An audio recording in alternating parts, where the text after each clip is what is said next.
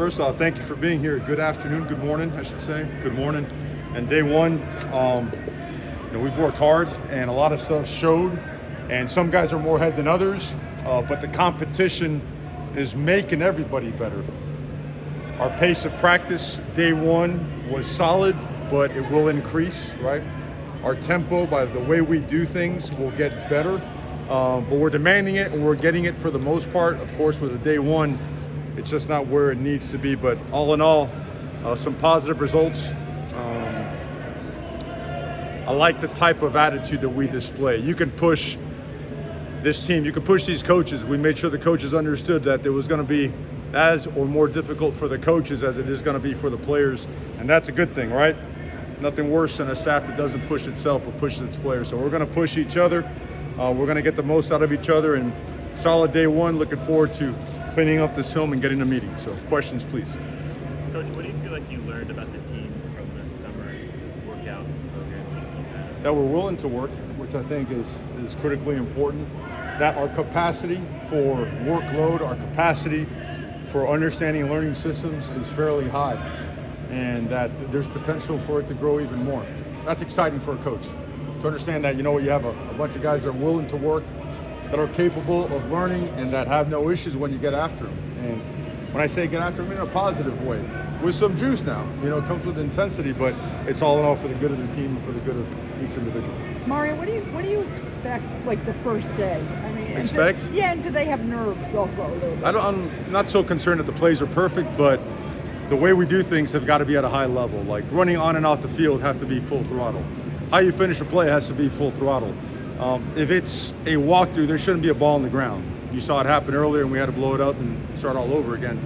So the way we do things, as opposed to the result of that particular period, that particular play, is what's really important. If we're in our one-on-one drill, our 5-on-4 pass drill, and we're retracing and chasing the ball, that once that whistle is blown or once that ball is gone, that everyone puts a foot in the ground, it's a full-speed sprint to the football. Not 2 yards before it, not a yard from it, but all the way through it, so that we can get in just really good practice habits, because our practice and preparation will become our game reality.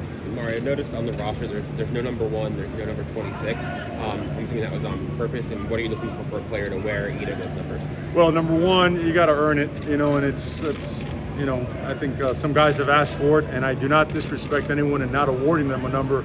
But if you're going to wear that, you better be the baddest son of a gun, on the planet.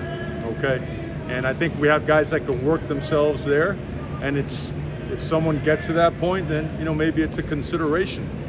26, one person asked for it and just felt it wasn't quite the level it needed to be to wear that number the way it should be worn. Do you think that number should be retired?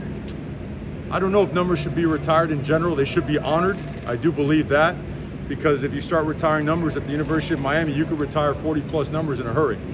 And then everybody's wearing, 65, and then you got everybody pissed off at me, right? So I think you have to honor every number and every jersey that you wear. I think we'll start with that. Anything else? Oh man. Sure. You want to do it after? No, just let me change channels in my head real quick. Okay, go ahead, buddy. La reacción de tu primera práctica de Bueno, bastante energía. De verdad que físicamente estamos preparados para practicar en varios momentos intensos. Hemos mejorado físicamente, mentalmente. Creemos que vamos a tener un equipo bastante poderoso, pero por el primer día bastante bien. Man, talk about sweating. Can you translate that for us? Can I translate that? Oh man, I just want to make sure I don't. The rest of the family doesn't call me later for un disparate, as they say in Spanish. Anything else for But, Coach? Yeah, go ahead. Good seeing some of the injured guys that we didn't see in the Oh, spring. man. Good seeing those guys. No doubt, Chris. No doubt. You saw the spring ball at certain positions. We were very thin, and today those positions happen to be pretty thick. So you saw our racks were racks of 6, multiple rotations. We two-spotted a couple different periods too to make sure everybody got a certain amount of reps, and it just enhances competition. It really does. And then, ironically, temporarily, we're a little bit thinner in a couple other spots, which we should be okay in a couple of weeks. But all in all, I think the guys that had to rotate rotated with intensity, with intentionality, with purpose, and did a good job. And the guys that we were a little bit thinned out, they practiced hard. They understood that maybe they had to double up a couple times to make sure that we got quality work. So that part of it was good. And in particular, you've talked so much about improving the run game. Yes, sir. The individuals you have on the roster, you've got to be excited about seeing this position battle shake out. Yeah, we are. We are. I think it's important for us to understand the concept. A lot of us were here, right, when that running back room was just throttling people, and it was a combination of guys, and they were all a little bit different the way they ran the ball. And watching, it was great to see Don Chaney today run with full speed, right, ones and twos. Same thing with Rooster. Same thing with Henry Parrish. Same thing with Thad. Same thing with Trevante. These guys are really talented guys, and the way that we run the ball, the way that we run our offense, the tempo with which we go with, there's going to be enough touches for the guys in that room. So we just have to keep working at the details that go with playing running back. It's not just running the ball. It's understanding how we block, right? How we protect. All the things that are tied into the passing game, the distribution, and the routes that are tied into what we do in the backfield. So all in all, just a lot of progress today. Let's do a couple more for Coach. We'll go to Giselle.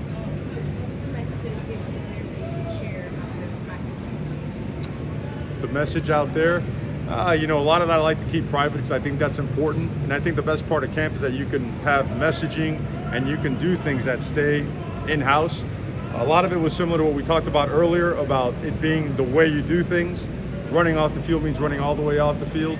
Finishing a play means truly finishing a play. But you really, all these weights and all these sprints we did in the summertime, unless you know exactly what you're doing, how to do it, and why we're doing it that way, you can't put that to good use, right? So this is a time where we've cut out the outside world. There are no distractions.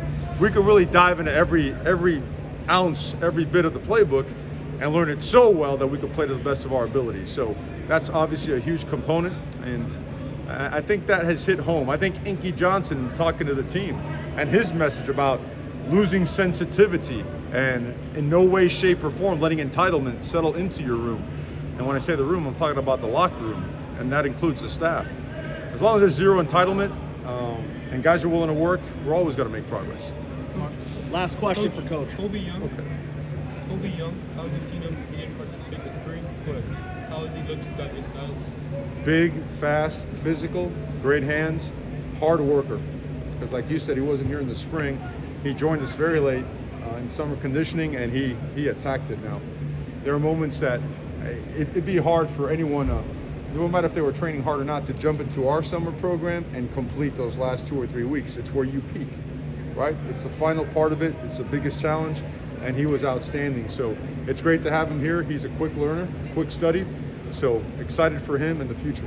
All right, we saw those cold rooms, I guess, and cameras on us, I guess, for guys to kind of recover quickly. I know old school Kane would say, what are you doing? It should be cold out there, but can you tell us just how it's used and what do you think about it? Right, well, that has nothing to do with anything but recovery. Yeah. You know what I mean? The way we practice is a different level, and there are times after practice where you want to bring your core temperature down. I'd love to explain all the science that goes with it. I'm sure I would bore you guys to death, so I'm not going to do that. But it's something that we use at a couple different spots. It's really good in helping our guys recover. And the way we practice and the way we're going to practice, every ounce of recovery and every advantage of a good game we're going to do. We have a saying because we go really hard. It's easy to be tough with somebody else's body, right? Go hard, practice hard, go lights out, and then when it's time to shut down the engines and cool them down and recover them, do that as well. Great.